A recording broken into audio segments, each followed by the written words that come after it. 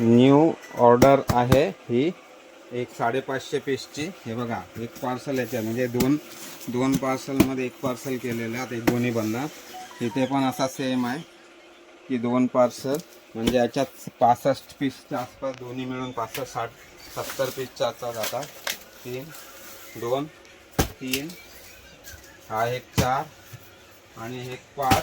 आपल्या ऑफिसमध्ये 2 पार्सल आहे, 6, 7 आणि दुसऱ्या गोडाऊनला 2 पार्सल आहे. त्यातला हा बघा एक इथे ठेवला आहे.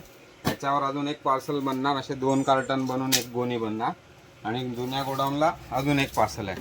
टोटल 9 कार्टन यांचे बनलेले आहेत. 550 पीसची ऑर्डर आहे ही.